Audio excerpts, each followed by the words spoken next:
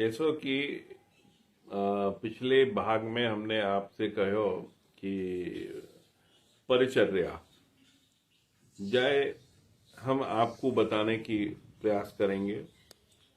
परिचर्या के विषय में गोस्वामी वृंदावन दास जी को जो मत हो तो वो है इस प्रकार हो कि दास जिस प्रकार की सेवा नृपति की करता है उस प्रकार की सेवा का नाम परिचर्या है। और नवधा भक्ति में परिचर्या को पाद सेवन कहते हैं, अगर भक्ति में बात करें तो यहाँ पे जो सेवा की भावना है वह संपूर्ण अधीनता लिए हुए है। प्रेम का अत्यंत और मौलिक भाव है, ये अंग है कि यह हम देख चुके हैं कि अधीनता नितांत स्वाभाविक होती है प्रेम के अंदर। अतः इनका पूरा उदाहरण अगर देखा जाए तो मिलना भी बड़ा मुश्किल है और कृत दासों को अपनी स्वामी के प्रति एकांत अधीनता में इसको कुछ समझा जा सकता है, किंतु इन दोनों में एक बड़ा अंतर है। एकांत में और सबके सामने जो दास भाव है, अंतर यह है कि प्रेम में मनुष्य को बिना मोल के ही बिकते हुए आपने कई बार देखा होगा। मनुष्य छोड़ो, पशु जो जीव जंतु भी हो में अगर आप प्रेम रखोगे तो बहुत से आपने ऐसे देखे होंगे जो सिंह को भी ऐसे हाथ लगा रहे हैं जैसे कि कोई गाय या बकरी को वो हाथ लगा रहे हो, और अच्छो खासो आदमी तो डर जाएगा सिंह के पास ही जाने में। पर उनके बचपन से लालन पालन और प्रेम से रखने के कारण वह प्रेम है कि जहां में मनुष्य छोड़ो पशु भी समझे है प्रेम की बात। तो मनुष्य के अंदर तो एक ये है ही ये गुण कि यहाँ पे कोई मोल भाव ऐसो रहवे ना है, बिना मोल के ही बिको हो जावे। और ये कृत दास जो होमे वह अवसर मिलने पे मुक्ति की सोचे हैं, और जो प्रेमी होमे उनके लिए तो मुक्ति अकल्पनीय है।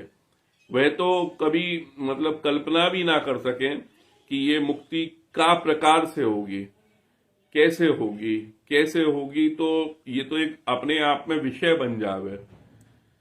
तो ये उपासक के हृदय में प्रेम की एक सहज अभिलाषा ही रहवे कि वह वहां में बदो रहना चाहे।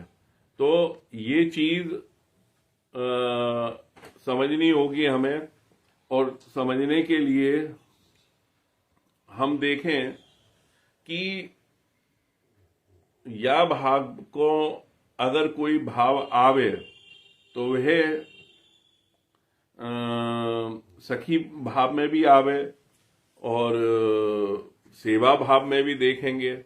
तो पहले सेवा भाव में देखें कि अगर भगवान श्री कृष्ण के कोई क्या कहते हैं राज दरबार में जैसे द्वारकाधीश बने हुए हैं और कोई सेवा कर रहे हो तो वो वहीं तक ही सेवा कर सके, वह उनके अंतरपुर तक ना जा सके।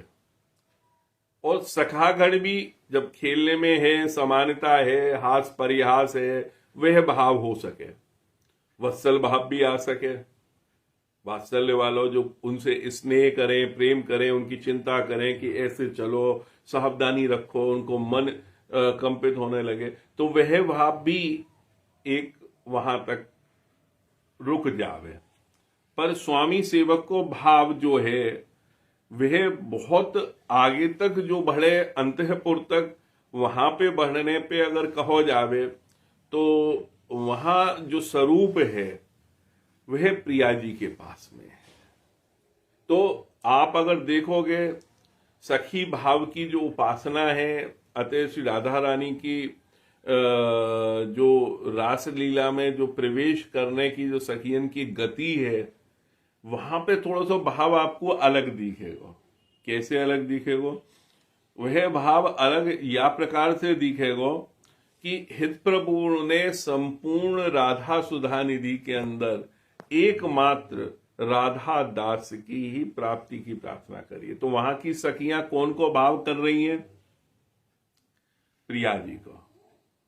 जबकि दास भाव में दास शब्द आवे, पर यहाँ पे वो दासी वालो हो जावे। यहाँ दास शब्द को तो कोई मतलब ही ना रह जावे। क्या करेंगे वह दासता से? यहाँ पे कौन सा भाव आ जावे? दासी वालों, क्योंकि सखियन को, क्योंकि हमारी जो उपास्य हैं, इष्ट हैं, थोड़ा सा झुकाव क्या है कि वहां प्रिया जी के होने के कारण, तो जो परिचर्या जो हमारी है वह प्रिया जी के प्रति है। तो सबसे पहले हमें इस परिचर्या के लिए कैसे तैयार होना है? सखी भाव में तैयार होना है।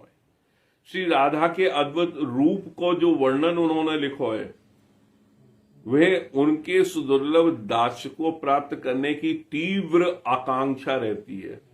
और ग्रंथ में क्या है, पद पद पर वो दिखाई देगी।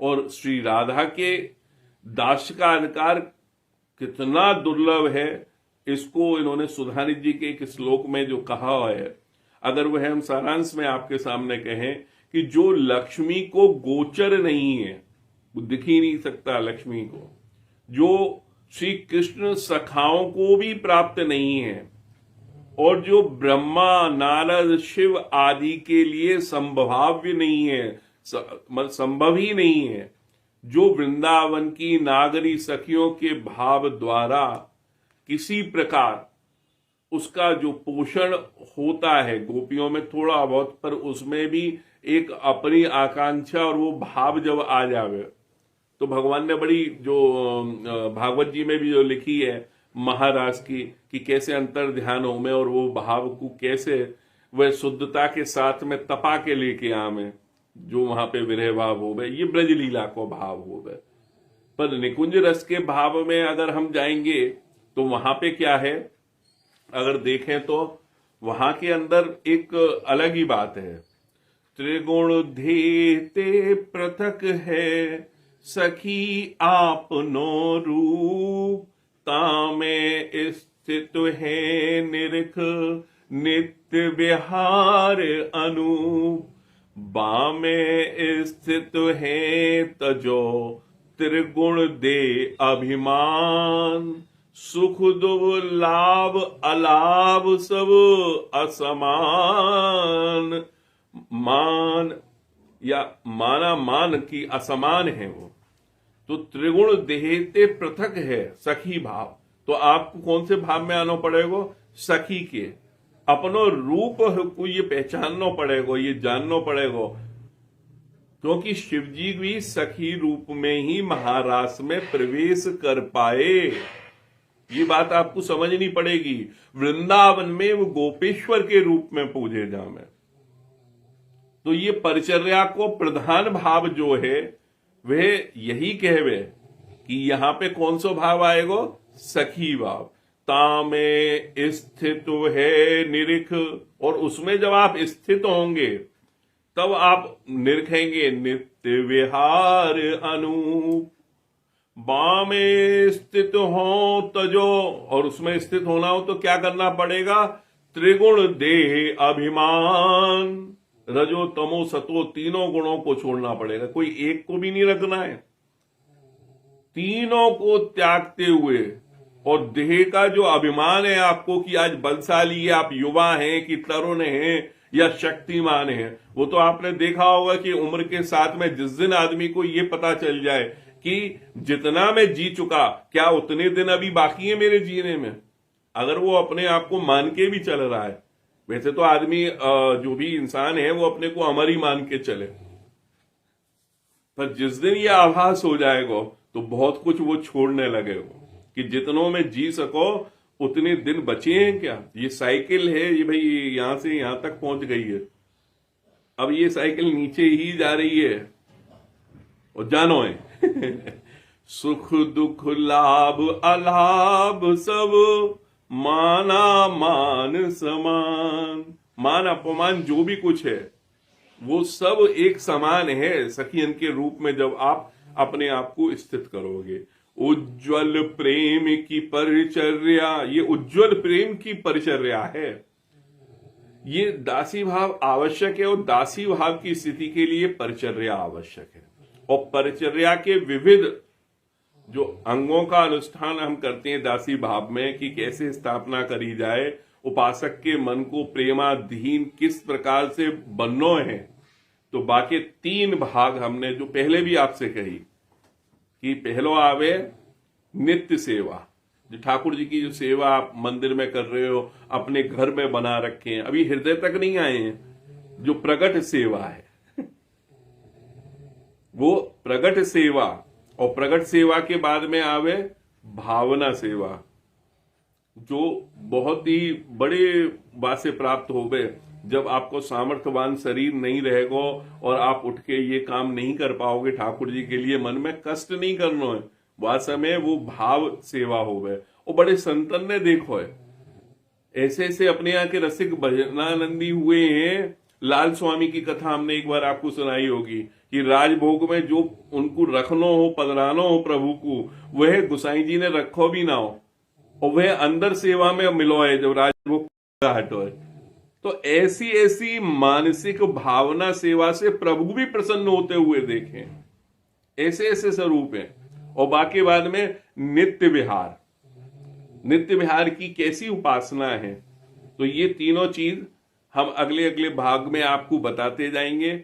और आशा है कि आपको ये प्रभु को, राधा वल्लभ लाल को, यह जो सखी दास भाव की जो चर्चा चली और बामे ये आगे जो बढ़ रहे हैं, बामे ये आज को परिचर्या भाव समझ में आया हो, ऐसी हमारी आशा है। श्री हित वृंदावन धाम से हमारी जय जय। श्री हित हरिवंश।